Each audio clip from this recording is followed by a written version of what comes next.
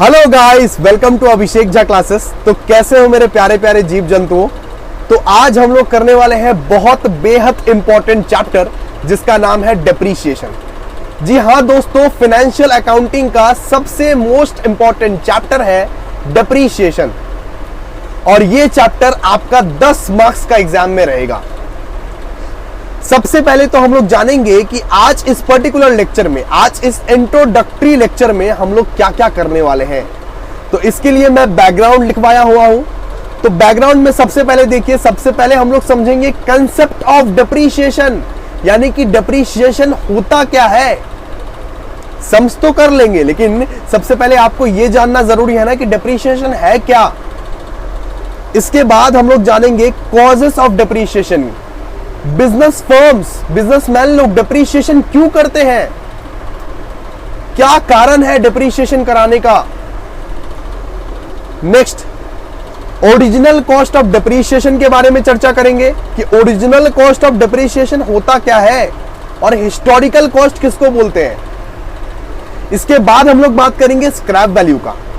Scrap value होता क्या है और स्क्रैप वैल्यू को कैलकुलेट किस तरह से किया जाता है।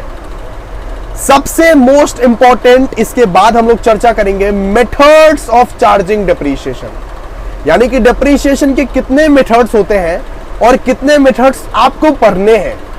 ठीक है, तो ये सारा का सारा चीज आज इस पर्टिकुलर लेक्चर में हम लोग करने वाले हैं। नोटबुक और कॉपी, नोटबुक और पेन लेके तुम जरूर से जरूर बैठ जाओ। जैसे जैसे पढ़ाते जा रहे हैं वैसे वैसे लिखते भी जाओ। ठीक है, तो आइए दोस्तों, इससे पहले अगर आप लोगों को नहीं पता है कि बीकॉम सेमेस्टर 1 के फ्री क्लासेस हम लोग यहाँ पे प्रोवाइड कर रहे हैं एकदम फ्री में, सारे के सारे सब्जेक्ट। ज्वाइन अभी तक नहीं किए हो तो फटाफट से ज्वाइन हो जाओ।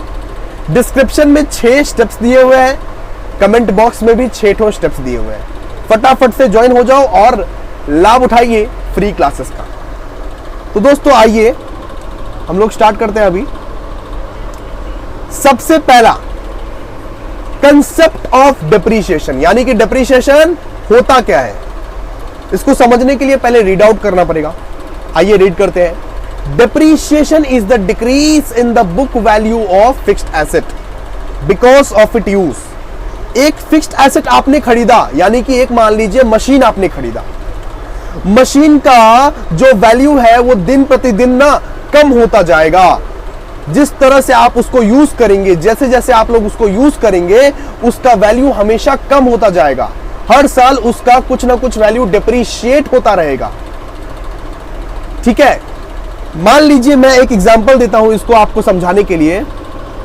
मैंने एक मशीन खरीदा जिसका दाम है 5 लाख रुपए। उसका यूजफुल लाइफ है 5 इयर्स, यानी कि वो मशीन 5 साल तक चलेगा।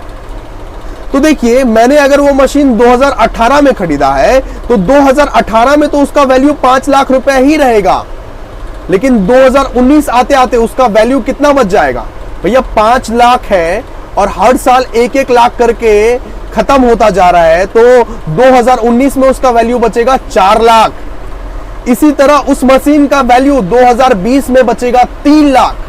इसी तरह 2021 में उस मशीन का वैल्यू बचेगा 2 लाख।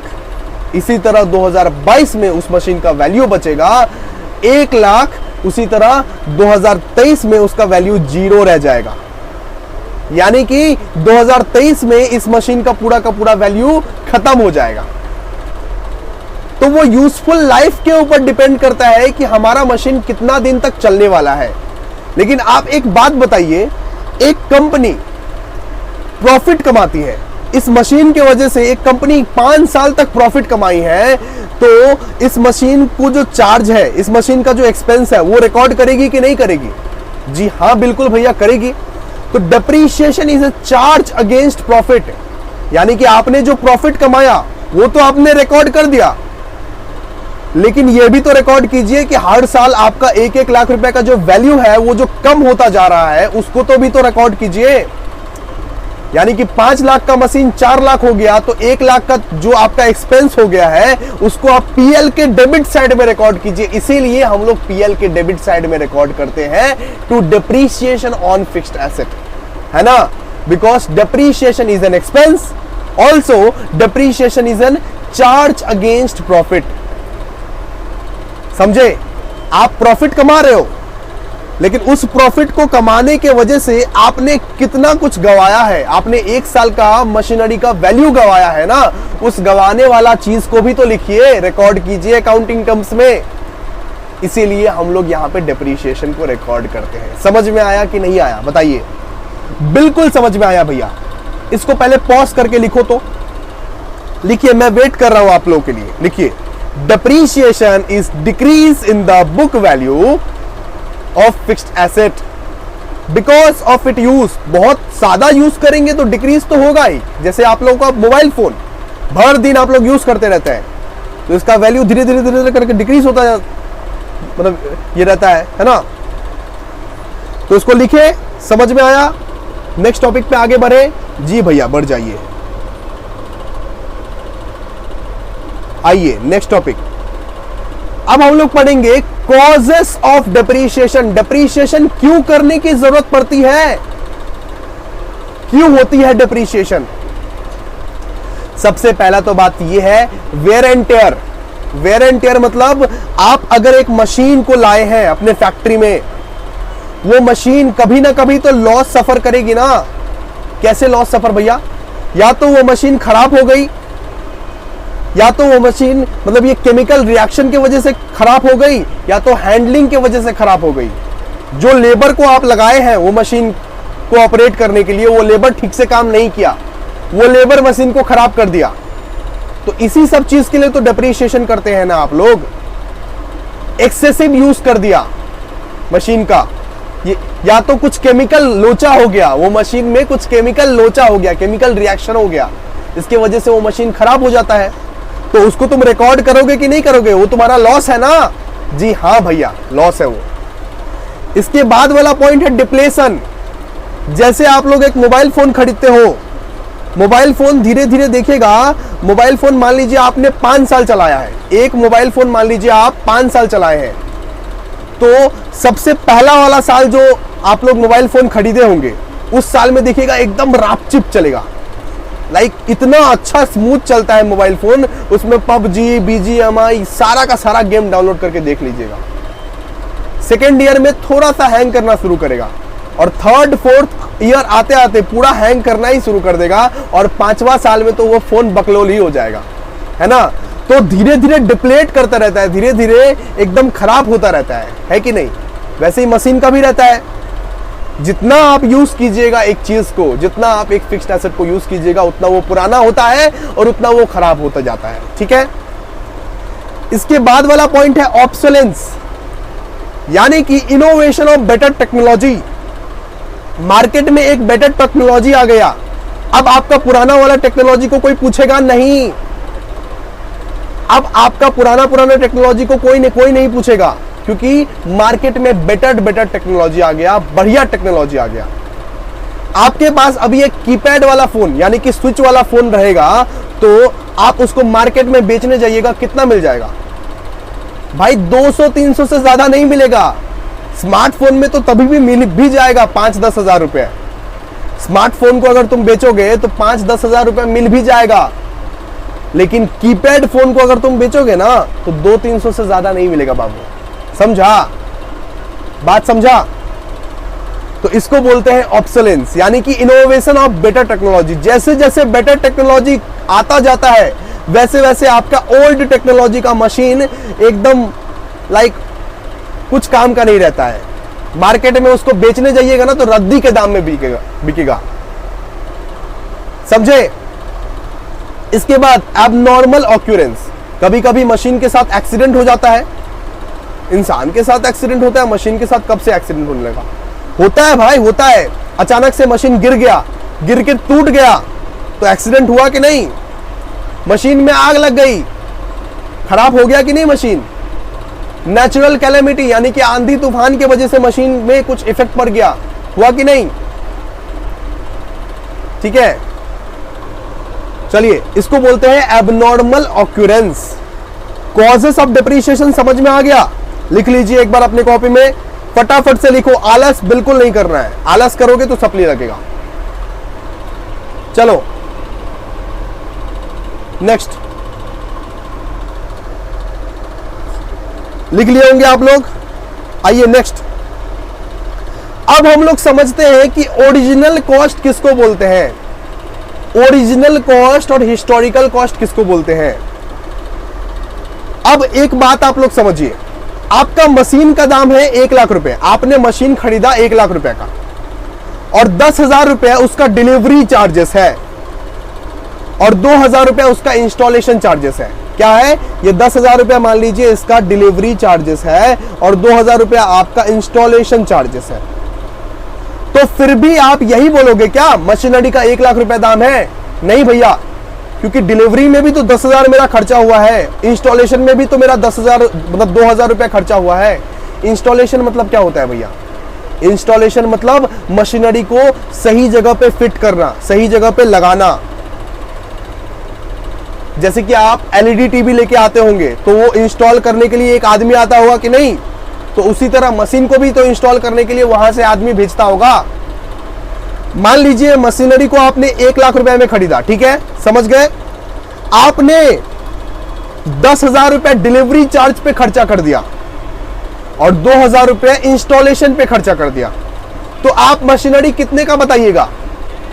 1 लाख रुपए का बताएंगे। अरे भग बुर्बक, 1 लाख रुपए का मशीनरी नहीं बताएंगे, हम लोग बताएंगे 1,12,000 का मशीनरी है भैया, क्योंकि हमने तो 10,000 डिलीवरी पे भी खर्चा किया है और 2,000 इंस्टॉलमेंट पे भी खर्चा किया है।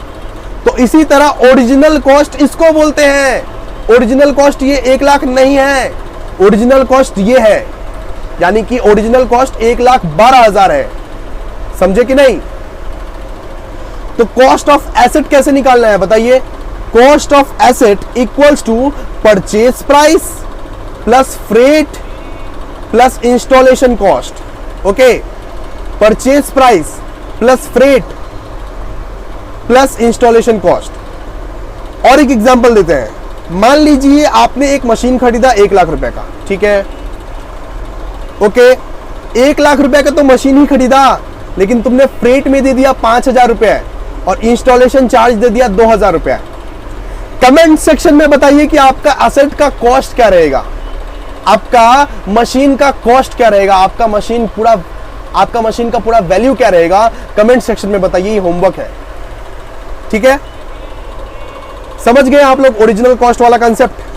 यानी कि परचेज प्राइस भी इंक्लूड रहेगा, फ्रेट भी इंक्लूड रहेगा और इंस्टॉलेशन कॉस्ट भी इंक्लूड रहेगा। चलिए अब हम लोग नेक्स्ट कंसेप्ट के आगे बढ़ते हैं। आइए अब हम लोग नेक्स्ट टॉपिक पे बढ़ते हैं और अब हम लोग समझते हैं स्क्रैप वैल्यू के बारे में कि स्क्रैप वैल्यू किसको बोलते हैं। तो सबसे पहले इसको पढ़ते हैं। It means residual value, it is an estimated realisable value of the asset at the end of its estimated useful life. यानी कि मान लीजिए कि मैंने एक 50,000 का मशीनरी खरीदा, 5 साल तक उस मशीनरी को चलाया, इसके बाद वो मशीनरी खराब हो गई, पूरी की पूरी मशीन खराब हो गई, लेकिन उस मशीन के अंदर एक ऐसा पार्ट था, उस मशीन के अंदर क्या था, एक ऐसा पार्ट था जिसका दाम था 2,000 रुपया, और वो पार्ट अभी भी रापचिक है, वो पार्ट अभी भी एकदम सही है।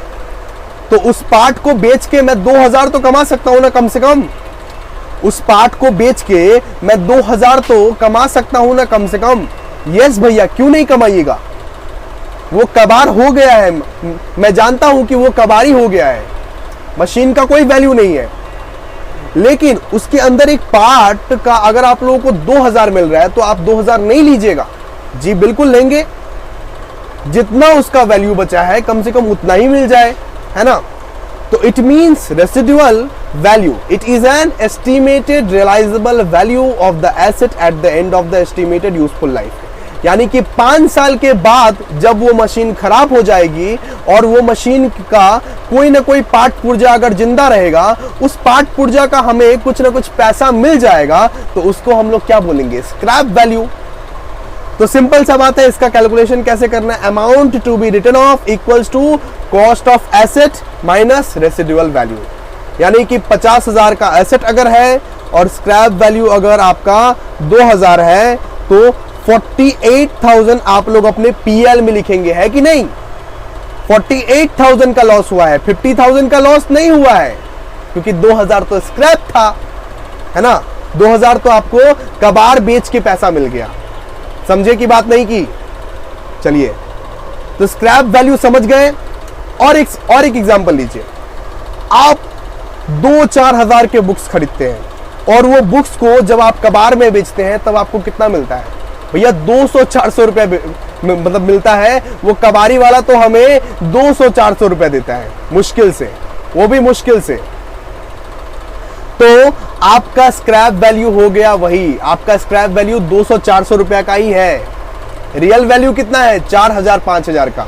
बुक्स खरीदते हैं 4000-5000 का, कबाड़ में बेचते हैं तो कितना मिलता है? 200-400। तो वो 200-400 ही है आपका स्क्रैप वैल्यू। समझे कि नहीं? चलिए, अब हम लोग आगे वाला टॉपिक में आगे बढ़ते हैं। अब हम लोग समझते हैं सबसे most important topic, methods of charging depreciation. यानी कि कितने मेथड्स होते हैं डेप्रीशिएशन को चार्ज करने का। ये मेथड्स को आप लोगों को बहुत अच्छे से रटना है।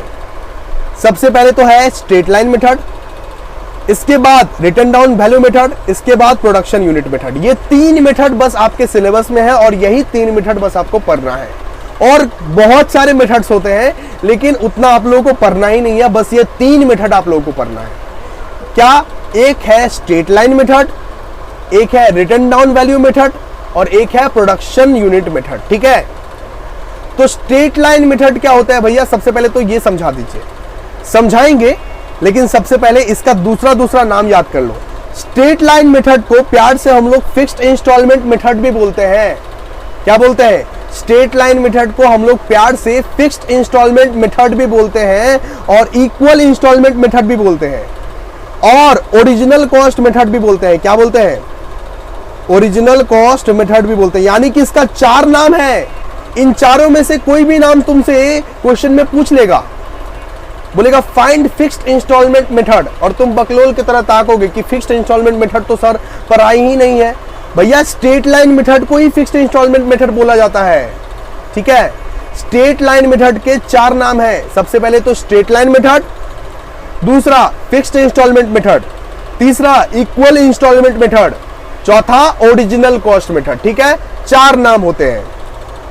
नेक्स्ट मेथड हम लोग जो करने वाले हैं उसका नाम है रिटन डाउन वैल्यू मेथड। क्या है? Written down value method.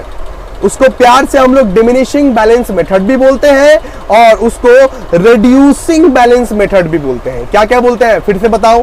3 ठो नाम है इसका, written down value method, diminishing balance method, reducing balance method. Written down value method, diminishing balance method और रिड्यूसिंग बैलेंस मेथड। ठीक है, नेक्स्ट है प्रोडक्शन यूनिट मेथड। नेक्स्ट क्या है? Production unit method. तो ये थोड़ा सा लेस इंपॉर्टेंट है। ये जो तीसरा वाला जो दिख रहा है ना, ये लेस इंपॉर्टेंट है, लेकिन सबसे ज्यादा क्वेश्चन यहां से पूछा गया है, स्ट्रेट लाइन मेथड और रिटन डाउन वैल्यू मेथड। ठीक है, तो इन दोनों मेथड पे आप लोग ज्यादा कंसंट्रेट कीजिएगा और ये मेथड तो हम लोग लास्ट में सीख लेंगे क्योंकि बहुत छोटा वाला मेथड है। ठीक है, तो आइए अब नेक्स्ट चीज देखते हैं। स्ट्रेट लाइन मेथड से शुरुआत करते हैं कि भैया स्ट्रेट लाइन मेथड होता क्या है। ये तो हम लोग सीखेंगे, लेकिन सबसे पहले आप लोग ये सीखिए कि एनुअल डेप्रीशिएशन किस तरह से निकाला जाता है। यानी कि एनुअल डेप्रीशिएशन का फॉर्मूला क्या होता है। आप लोग नोट कर रहे हो सारे के सारे चीज? आप लोग अपने नोट कॉपी में नोट कर रहे हो ना? प्लीज नोट करो, अपने भविष्य के साथ मत खेलो। अगर तुम अभी सीयू के साथ गेम खेलोगे तो सीयू तुम्हारे साथ बहुत भारी वाला गेम खेलेगा। इसीलिए अभी से आप लोगों को पढ़ना है। तो स्ट्रेट लाइन मेथड में एनुअल डेप्रीशिएशन निकालने का फॉर्मूला होता है भैया। क्या फॉर्मूला भैया? सबसे पहले तो cost of asset. Cost of asset यानी कि जो मशीन खरीदे हैं आप, उस मशीन का प्राइस। अगर आप एक मशीन खरीदे हैं जिसका दाम है 50,000 रुपया, तो उसी को हम लोग बोलेंगे कॉस्ट ऑफ एसेट। क्या बोलेंगे? Cost of asset. यानी कि मैं एग्जांपल ले रहा हूं कि मशीन का दाम है 50,000 रुपया, उसमें माइनस कर देंगे स्क्रैप वैल्यू। क्या माइनस कर देंगे? Scrap value. स्क्रैप वैल्यू मान लीजिए इसका 2000 है, तो 2000 माइनस कर दिए, सीधा सा बात है। Estimated useful life of asset question में ही दिया हुआ रहेगा। क्वेश्चन में ही दिया हुआ रहेगा कि कितना यूजफुल लाइफ है इसका। मान लीजिए 5 ईयर्स है तो 5 लिख दीजिएगा, 50,000 माइनस 2,000 माइनस ये बाई 5, सिंपल सा बात है। इस तरह से हम लोग एनुअल डिप्रीशिएशन निकालते हैं, ठीक है। ये फॉर्मूला अच्छे से लिख लीजिए, ये फॉर्मूला अच्छे से लिख लीजिए, नहीं लिखिएगा तो आपका ही क्षति होगा। इसीलिए मैं हाथ जोड़ के गुजारिश करता हूं, देखिए मैं हाथ जोड़ के गुजारिश करता हूं, आप लोग प्लीज इसको सही से पढ़िए। मेरा बेनिफिट नहीं हो रहा है, आप लोगों का बेनिफिट होगा सही। इसके बाद देखिए रेट ऑफ डिप्रीशिएशन कैसे निकाले भैया। अगर क्वेश्चन में रेट नहीं दिया हुआ है तो रेट ऑफ डिप्रीशिएशन कैसे निकाले भाई, सिंपल है, amount of depreciation by total cost of asset into 100। Amount of depreciation यानी कि जो डिप्रीशिएशन यहां से निकाले थे ना, जो एनुअल डिप्रीशिएशन निकाले थे ना, वही डिप्रीशिएशन को यहां पे बिठा देना, सिंपल सा बात है, by total cost of asset. Total cost of asset कितना था उसको तुम बिठा देना, ठीक है, इनटू 100। तो एक एग्जांपल जरूर किया जाए इसमें, आइए फटाफट से आइए एक एग्जांपल करके हम आपको दिखा देते हैं। आइए यहां पे देखिए, मशीन का प्राइस था 1 लाख रुपए, समझे। स्क्रैप वैल्यू यहां पे दिया हुआ है 10,000 रुपए, समझे। यूजफुल लाइफ दिया हुआ है 5 इयर्स और इंस्टॉलेशन दिया हुआ है 20,000। एनुअल डिप्रीशिएशन कैसे निकालेंगे, तो हम आपको पहले ही बताए थे कि मशीन के प्राइस में इंस्टॉलेशन को ऐड करते हैं। यानी कि अगर हम एसी खरीदे 1 लाख रुपए का और इंस्टॉलेशन करने का हमारा 20,000 रुपए एक्स्ट्रा लग गया, तो हमारा पूरा एसी का दाम रहेगा 1,20,000 रुपीज। क्या रहेगा, 1,20,000 रुपीज। तो इंस्टॉलेशन चार्जेस को हम लोग ऐड करते हैं, यानी कि 1 लाख प्लस 20,000 माइनस 10,000, यानी कि स्क्रैप वैल्यू को लेस करते हैं। आप लोगों को तो पता है, स्क्रैप वैल्यू को लेस कर दिए, सिंपल सा बात है, divided by 5 divided by useful life, है ना। यही फॉर्मूला लिखवाए थे ना, जी हाँ भैया। तो देखिए आपका यहां पे 38,000 निकल गया, सिंपल सा बात है। कुछ मुश्किल था नहीं भैया, मुश्किल तो बिल्कुल नहीं था। आइए रेट ऑफ डिप्रीशिएशन कैसे निकाले अभी भैया। रेट ऑफ डिप्रीशिएशन निकालने के लिए तो अभी तो बताए थे formula, depreciation by cost of asset into 100। Depreciation by cost of asset into 100। Depreciation आपका 38,000, कॉस्ट ऑफ एसेट आपका 2 लाख इनटू 100, सिंपल सा बात है, 19% निकल गया। समझ में आ गया क्या, समझ में आ गया। तो depreciation by cost of asset into 100 के फॉर्मूले से आप लोग रेट ऑफ डेप्रीशिएशन भी आसानी से निकाल दीजिएगा, ठीक है। अब हम समझाते हैं आपको एसएलएम मेथड क्या होता है, यानी कि स्ट्रेट लाइन मेथड और डिमिनिशिंग बैलेंस मेथड में फर्क क्या है, डिफरेंस क्या है भैया, इसको समझाइए। आइए फिर समझते हैं। मान लीजिए एक मशीन का वैल्यू है, एक मशीन का वैल्यू है 1 लाख रुपए। एक मशीन का कितना वैल्यू है, 1 लाख रुपए। 2018 में ये मशीन हमने खरीदा, तो depreciation at the rate of 10% 2018। तो 2018 में डिप्रीशिएशन लेंगे कि नहीं, हाँ भैया लेंगे, क्यों नहीं लेंगे। तो 2018 में जब डिप्रीशिएशन लेंगे ना एट द रेट ऑफ 10%, तो 1 लाख का 10% कितना निकल जाता है भैया, 10,000 निकाल लिए। और 1 लाख से 10,000 को माइनस करेंगे तो आपका रेसिडुअल वैल्यू कितना बचेगा, 90,000 बचेगा कि नहीं बचेगा, जी भैया 90,000 वैल्यू बच जाएगा। इसके बाद 2019 में वापस से आपको डिप्रीशिएशन लेना है।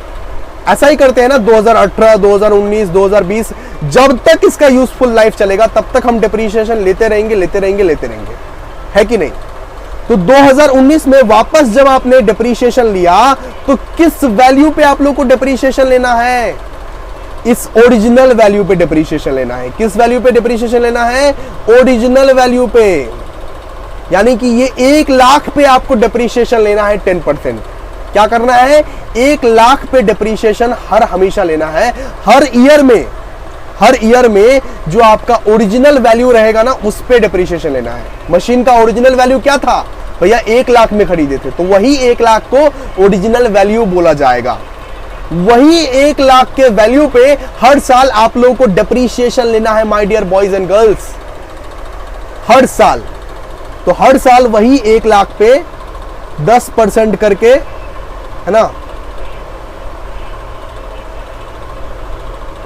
हर साल वही 1 लाख पे 10% करके डिप्रीशिएशन आप लोगों को लेना है, नो मैटर बैलेंस क्या है। बैलेंस से हमें कोई मतलब नहीं है, हमें इस वैल्यू पे डिप्रीशिएशन लेना है, ठीक है, समझे। तो डिप्रीशिएशन 2019 में कितना लिए, वही सेम। अगर 2018 में 10,000 था तो 2019 में भी 10,000 ही रहेगा, बिकॉज ओरिजिनल वैल्यू पे ले रहे हैं। और 2020 में भी 10,000 ही रहेगा। तो 80,000 माइनस 10,000 आपका वैल्यू कितना बचा, 70,000। इस तरह से वैल्यू को माइनस कर देना है, ठीक है। एसएलएम समझे। स्ट्रेट लाइन मेथड में हम लोग क्या करते हैं भैया, ओरिजिनल वैल्यू पे डिप्रीशिएशन लेते हैं। जो वैल्यू में हम लोग मशीन खरीदे हैं ना, उसी वैल्यू का हम लोग हर साल डिप्रीशिएशन लेते हैं। एक पर्टिकुलर रेट दिया रहेगा, उस रेट से ही हम लोग डिप्रीशिएशन लेते जाते हैं, ठीक है, क्लियर है। आइए अब अगला, रिटर्न डाउन वैल्यू मेथड। अब रिटर्न डाउन वैल्यू मेथड में क्या होता है, यानी कि डिमिनिशिंग बैलेंस मेथड में क्या होता है। 1 लाख का मशीन है, हाँ भैया समझ गए, 1 लाख का मशीन है, डिप्रीशिएशन बोला हुआ है एट द रेट ऑफ 10%। हमने 2019 में मशीन खरीदा और 10% के रेट से डिप्रीशिएशन हमें लेना है हर साल। तो हम लोग क्या करेंगे, 2019 में तो 1 लाख का 10% कितना होता है भैया, 10,000, ठीक है। 1 लाख का 10% अगर 10,000 होता है तो 1 लाख से 10,000 तुमने घटा दिया तो कितना बचा वैल्यू, 90,000 बचा भैया, 90,000 वैल्यू बच गया, 90,000 वैल्यू बच गया। इसके बाद जब 2020 में जब डिप्रीशिएशन लेने जाएंगे ना, तो हम लोग इस वैल्यू पे नहीं, तब हम लोग ओरिजिनल वैल्यू पे नहीं, रिटर्न डाउन वैल्यू पर लेंगे। रिटर्न डाउन वैल्यू किसको बोलते हैं, इसको, इस वैल्यू पे लेंगे। जो वैल्यू करंट वाला है, जो वैल्यू अभी के अभी हम लोग ने निकाला है, जो वैल्यू अभी के अभी ताजा हम लोग ने निकाला है, उस वैल्यू पे डिप्रीशिएशन लिया जाएगा। यानी कि 10% हम लोग यहां पे डिप्रीशिएशन लेंगे तो कितना हो जाएगा, 90,000 का 9,000। सिंपल सा बात है। तो 90,000 का डिप्रीशिएशन कितना निकल जाएगा, 9,000, ठीक है। तो 90,000 में से 9,000 को लेस कीजिए, 81,000। अब जो अगला साल जो डिप्रीशिएशन लेंगे, यानी कि 2021 में जो डिप्रीशिएशन लेंगे, वो किस वैल्यू पे लेंगे भैया, डिमिनिश्ड वैल्यू पे। ओरिजिनल वैल्यू पे अभी डिप्रीशिएशन नहीं लेना है, अभी हम लोग को डिमिनिश्ड वैल्यू पे डिप्रीशिएशन लेना है, यानी कि ये वाला वैल्यू पे डिप्रीशिएशन लेना है। समझ सकते हैं ना आप बात को। 81,000 पे डिप्रीशिएशन हम लोग ले रहे हैं, तो डिप्रीशिएशन एट द 10%, मतलब ये 2021 में 8100 हो जाएगा, और इसका जो वैल्यू निकलेगा वो 72,900, ठीक है। अब 2022 में अगर डिप्रीशिएशन निकालेंगे तो किस वैल्यू पे डिप्रीशिएशन निकालेंगे, क्या हम लोग ओरिजिनल वैल्यू पे डिप्रीशिएशन निकालेंगे, बिल्कुल नहीं भैया। ओरिजिनल वैल्यू पे तो डिप्रीशिएशन निकालना ही नहीं है, हमें डिमिनिश्ड वैल्यू पे डिप्रीशिएशन निकालना है। डिमिनिश्ड वैल्यू मतलब जो अभी अभी ताजा निकाले ना जो वैल्यू, उस पे डिप्रीशिएशन निकालना है। यानी कि 72,090 मतलब 900, इस पे हमें डिप्रीशिएशन निकालना है। कितना परसेंट भैया, 10%। तो कितना हो जाएगा, 7290, ये डिप्रीशिएशन हो जाएगा। इसके बाद जो वैल्यू निकलेगा, इस वैल्यू पे डिप्रीशिएशन निकलेगा।